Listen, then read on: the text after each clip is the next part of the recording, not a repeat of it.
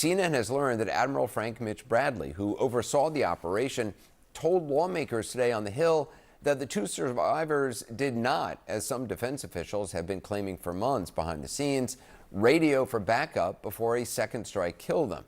That's according to two sources with direct knowledge of today's closed-door briefings, during which a select group of senators and Congress members were shown classified video of the strikes.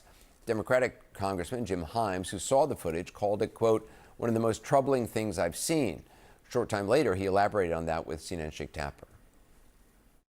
The video was enormously disturbing, and I can't describe it in detail, but to tell you that the initial strike, as you might imagine, when a piece of munitions falls on a small boat, did an immense amount of damage, caused a huge amount of fire, and ultimately the end result was two individuals without any weaponry, without any tools of any kind, clinging to a wrecked boat, really what looked like flotsam. And we observed them for a long time, and the commanders involved said that they believed that there might be some chance they would be rescued, that there might be some chance that the cocaine on board could be recovered. But these two individuals, to anyone looking at this thing, would say are moments away from slipping under the waves. The decision was taken to kill them, and that is in fact what happened. And that was pretty hard to watch, I must say. Well, not everyone who saw the video shares that view. Arkansas Republican Senator Tom Cotton, for one. The first strike, the second strike, and the third and the fourth strike on September 2nd were entirely lawful and needful, and they were exactly what we would expect our military commanders to do. I saw two survivors trying to flip a boat loaded with drugs bound for the United States back over so they could stay in the fight. I didn't see anything disturbing about it. What's disturbing to me is that millions of Americans have died from drugs being run to America by these cartels. Again, Admiral Bradley said that, at least when it came to radioing for help or backup, the survivors did not do that. And according to our sources, said they did not appear to have radio or other communications devices. Now, you'll remember defense officials have been quietly pushing back on criticism that this was a war crime by arguing in part that they were legitimate targets because they appeared to be radioing for help or backup. Now, today, Admiral Bradley said the two survivors were in no position to make a distress call. Now, if true, it marks yet another shift in a story that has changed considerably since it first broke in the Washington Post earlier this week. If there were a second strike that killed people wounded in the first strike, were you thinking number that one, would be legal?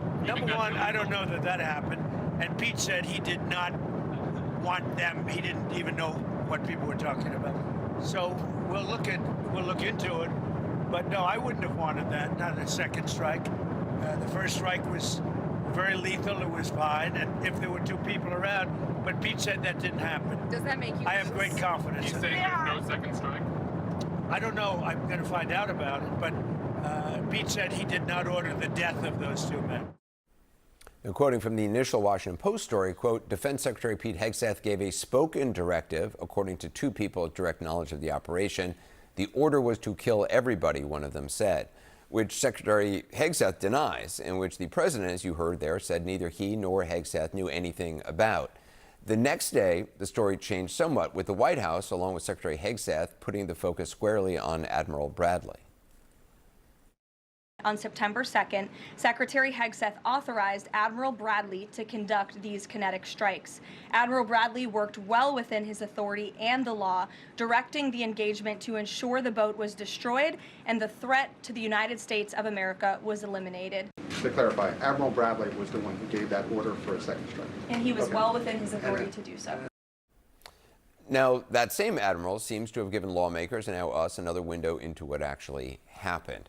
I want to bring in Congressman Jake Auchincloss. Congressman, what is this new information that Admiral Bradley reportedly says that the survivors of the initial strike did not appear to have radio or other communications devices and were in no position to make a call, a distress call?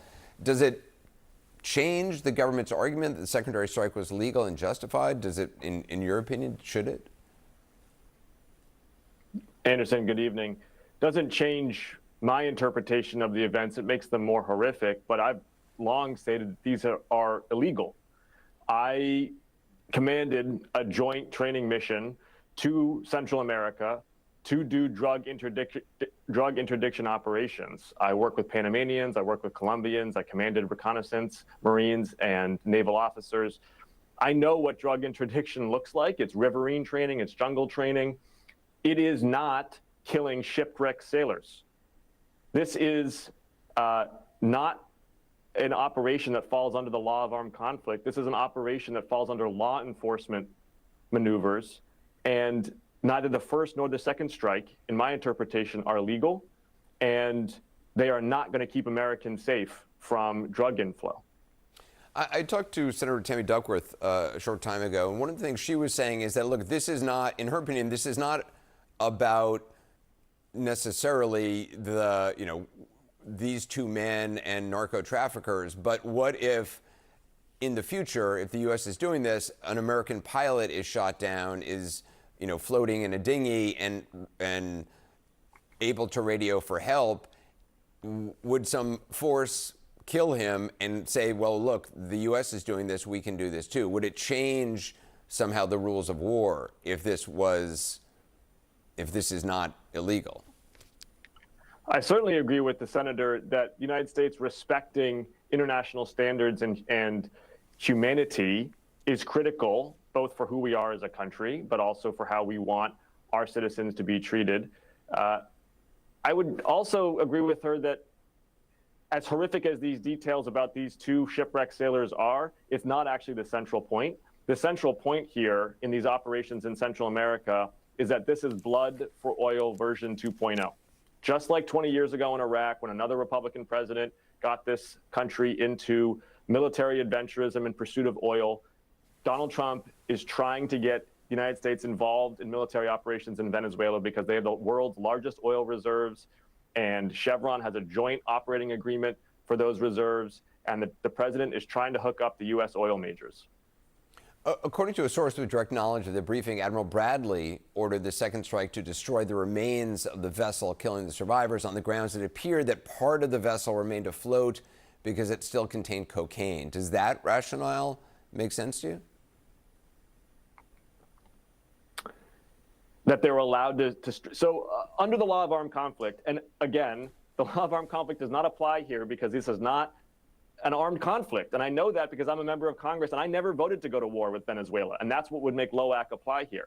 But even supposing that LOAC was applying to this situation, you're only allowed to strike a disabled vessel if there's reason to believe that that vessel could be brought back into armed combat against another U.S. vessel. That is so clearly what was not the case here that it just makes that rationale ludicrous. But again, that rationale is 2 and 3 orders removed from the actual central point, which is that we shouldn't be engaged in military operations against Venezuela in the first place. Americans do not want a blood for oil campaign. This president does not have the authority to wage it, and he certainly doesn't have the justification to wage it as inhumanely as he is. As we mentioned, President Trump just yesterday said he supports releasing the video of the second strike. Do you actually expect that to happen? Because obviously the administration has been very eager to share some videos of other strikes. I don't know, but I will make this prediction, Anderson, which is that Secretary Hegseth is going to try to find a military officer to make the fall guy in this. He's going to try to lay the blame on a service member. He won't try to take the blame himself. It's interesting you say that because in one of his public statements early on about Admiral Bradley was, everybody should know I have his back, I have the military's back, but it was Bradley who made the order, which is kind of, it's saying you have somebody's back, and yet it's also pointing out that they have a target on their back. He will find someone with stars on their shoulder to take the blame because Secretary Hegseth ultimately does not have the integrity to own this decision. Congressman Jake Auchincloss, I appreciate your time tonight. Thank you. Joining me now is former Congressman and military veteran Adam Kinzinger. Congressman, what do you make of all that we have learned today and this idea, this latest exclusive CNN reporting, that part of the testimony today was that there was not a radio or that they were not radioing for help or radioing for something? Yeah, Anderson, this collapse is like, I was seeing yesterday or the day before, they were trying to make the case again that they were calling for help and trying to gather the drugs back up.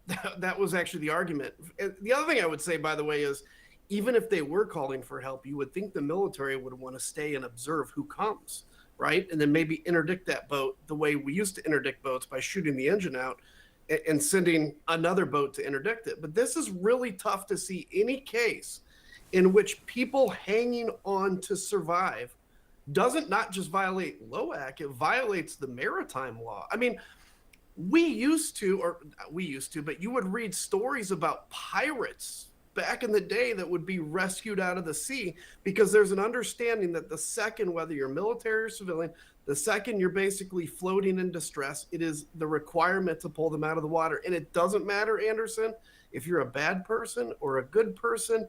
It doesn't even matter if you're on drugs or whatever. At any point when you are distressed in the water, it becomes incumbent on whoever can to rescue that person. And this is the opposite of what happened.